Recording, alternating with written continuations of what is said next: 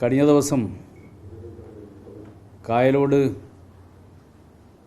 ആൾക്കൂട്ട വിചാരണ നടത്തി SDPക്കാർ ചെയ്തിട്ടുള്ള സദാചാര ഗുണ്ടാ വിളയാട്ടം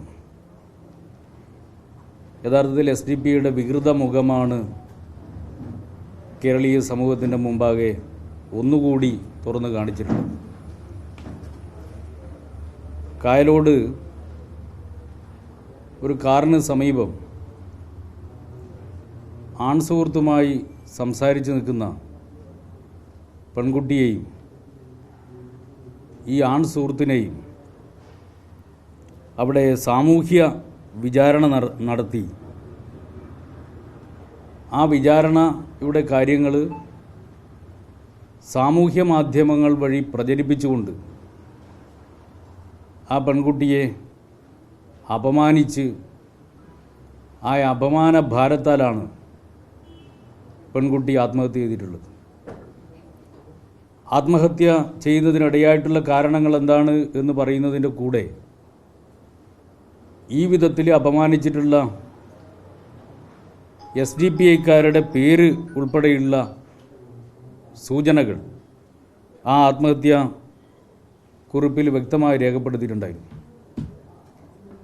അതിനെ അടിസ്ഥാനപ്പെടുത്തിക്കൊണ്ടാണ് പോലീസ് ഈ സംഭവത്തിന് ശേഷം SDPIയുടെ 3 ക്രിമിനലുകളെ അറസ്റ്റ് ചെയ്ത് ഇപ്പോൾ അവർ റിമാൻഡിൽ കഴിയുകയാണ്. ഇതിൽ ആൺസുഹൃത്തിനെ 7 മണിക്കൂർ നേരമാണ്, 3 മണിക്കാണ് ഈ സംഭവം ഉണ്ടാകുന്നത്, 10 മണി കഴിഞ്ഞതിന് ശേഷമാണ് അയാളെ വിടുന്നത്. ഭീകരമായി തല്ലി, ഗ്രൗണ്ടിൽ കൊണ്ടുപോയി തല്ലി, SDP-യുടെ ഓഫീസിൽ കൊണ്ടുപോയി വിചാരണ ചെയ്ത് തല്ലി, ഭീകരമായി പീഡിപ്പിച്ചു. പെൺകുട്ടിയുടെ ബന്ധുക്കളെ വിളിച്ചു വരുത്തി, ഈ ആൺസുഹൃത്തിൻ്റെ ബന്ധുക്കളെയും സുഹൃത്തുക്കളെയും വിളിച്ചു വരുത്തി. എന്നിട്ടാണ് ഭീകരമായി പീഡിപ്പിച്ചിട്ടാണ് ഇവരെ വിട്ടുകൊടുത്തിട്ടുള്ളത്. ഈ സംഭവം ഉണ്ടായതിന് ശേഷം ആത്മഹത്യാക്കുറിപ്പിനെ അടിസ്ഥാനപ്പെടുത്തിക്കൊണ്ടാണ് പോലീസ് കേസെടുത്തത്. അതോടുകൂടിയാണ് സംഭവം പബ്ലിക് ഡൊമൈനിൽ വന്നത്. എന്നാൽ ഈ സംഭവത്തെ സംബന്ധിച്ച് SDPI നടത്തിക്കൊണ്ടിരിക്കുന്ന സാമൂഹ്യ മാധ്യമങ്ങളിലൂടെ നടത്തിക്കൊണ്ടിരിക്കുന്ന പ്രചരണത്തിൻ്റെ ഒരു സാമ്പിൾ ഞാനിവിടെ വായിക്കാം. ഈ ആൺസുഹൃത്തിൻ്റെ ഫോട്ടോ വെച്ചുകൊണ്ട് നടക്കുന്ന പ്രചരണം, ആ ഫോട്ടോ വെച്ചുകൊണ്ട് ഇങ്ങനെയാണ് ആ പ്രചരണത്തിൽ പറയുന്നത്: ഇവനാണ് ആ സഖാവ് റഹീസ്, 40 പവൻ്റെ സ്വർണവും ഭർത്താവ് ഗൾഫിൽ നിന്ന് അയച്ചു കൊടുത്ത പണവും കൈക്കലാക്കിയ ആൺസുഹൃത്ത് എന്ന് പറയുന്ന DYFIക്കാരൻ പിണറായിയിലെ പ്രമുഖ DYFI പ്രവർത്തകനാണ്. CPMൻ്റെ നേതൃത്വത്തിൽ സ്ത്രീകളെ വശീകരിച്ച് ബ്ലാക്ക് മെയിലിങ്ങിലൂടെ പണവും ആഭരണവും അടക്കം തട്ടുന്ന കമ്മ്യൂണിസ്റ്റ് പാർട്ടി വളർത്തിയെടുക്കുന്ന ക്രിമിനലുകളിൽപ്പെട്ടവൻ. സഖാക്കളെ നിങ്ങൾ വീട്ടിൽ നിന്നും അകറ്റി നിർത്തുക. നിങ്ങളുടെ പെൺമക്കളും സഹോദരിമാരും ചതിക്കപ്പെടാതെ ഇരിക്കാൻ ജാഗ്രത പാലിക്കുക. ഇതാ നടത്തിക്കൊണ്ടിരിക്കുന്ന പ്രചരണമാണ്. അങ്ങനെയുള്ള സമാനമായിട്ടുള്ള നിരവധി പ്രചരണങ്ങളും പോസ്റ്റുകളും നിങ്ങൾക്ക് കാണാൻ വേണ്ടി സാധിക്കും. ഇതൊന്നും രണ്ടുമല്ല, നിരവധി കാര്യങ്ങൾ. യഥാർത്ഥത്തിൽ ഒരു കൊടും പാതകം ചെയ്തിട്ട് ആ കൊടും പാതകത്തെ മറച്ചു വെക്കാൻ വേണ്ടിയിട്ട് എല്ലാ ഘട്ടത്തിലും ഗീബൽസിയൻ തന്ത്രം ഈ മതരാഷ്ട്രവാദികൾ എല്ലാ ഘട്ടത്തിലും ഉപയോഗിക്കുന്ന ഒരു തന്ത്രമാണ്. ആ ഗീബൽസിയൻ തന്ത്രമാണ് ഇവിടെ പ്രയോഗിക്കാൻ വേണ്ടി ശ്രമിക്കുന്നത്. ഞാനിവിടെ ഈ സംഭവത്തിന് ഈ സ്ത്രീയുടെ ആൺസുഹൃത്ത് എന്ന് പറയുന്ന ആളുടെ രാഷ്ട്രീയം നോക്കാൻ വേണ്ടിയിട്ടല്ല ഞാനിവിടെ നിങ്ങളെ കാണാൻ ഉദ്ദേശിച്ചത്. അത് പ്രസക്തമായിട്ടുള്ള കാര്യമല്ല.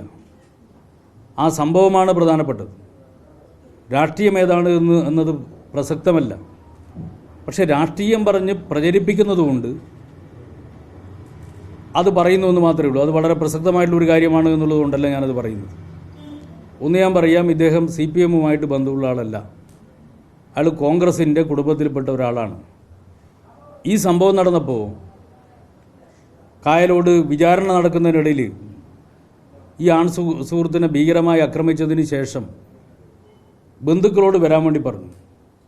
അങ്ങനെ വരാൻ വേണ്ടി ബന്ധുക്കൾ വന്നു. ഒപ്പം വന്നവർ കോൺഗ്രസിൻ്റെ ആ പ്രദേശത്തുള്ള പ്രധാനപ്പെട്ട പ്രവർത്തകരായിരുന്നു, നേതാക്കളായിരുന്നു. അതിൻ്റെ കൂട്ടത്തിൽ കോൺഗ്രസിൻ്റെ വാർഡ് മെമ്പർ ഉണ്ടായിരുന്നു. അപ്പോൾ ഈ സുഹൃത്തിനെ രക്ഷപ്പെടുത്താൻ വേണ്ടിയിട്ട് അവിടേക്ക് വന്നിട്ടുള്ള കോൺഗ്രസിൻ്റെ വാർഡ് മെമ്പറും കോൺഗ്രസിൻ്റെ പ്രധാനപ്പെട്ട പ്രവർത്തകരും കുടുംബാംഗങ്ങളുമായിരുന്നു. അവരെല്ലാം കോൺഗ്രസ്സുകാരായിരുന്നു. ഞാനീ പറയുന്നത് ഇതിൻ്റെ രാഷ്ട്രീയം ഈ വ്യക്തിയുടെ രാഷ്ട്രീയം പറയാൻ വേണ്ടിയല്ല, അത് പ്രസക്തമായ കാര്യമല്ല. ഇങ്ങനൊരു പ്രചരണം നടന്നതുകൊണ്ട് മാത്രമാണ് ഞാനിത് പറയുന്നത്.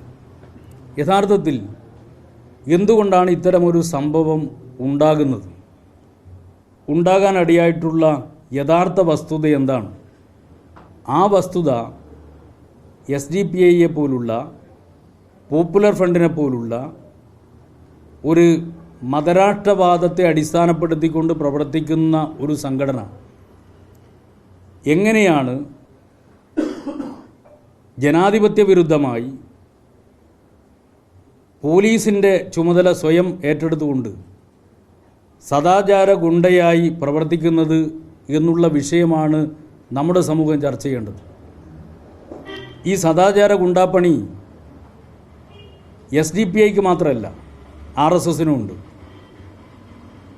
SDPIയും RSSും ഇക്കാര്യത്തിൽ പല കാര്യത്തിലും എന്നതുപോലെ ഒരേ നാണയത്തിൻ്റെ ഇരുവശങ്ങളാണ്.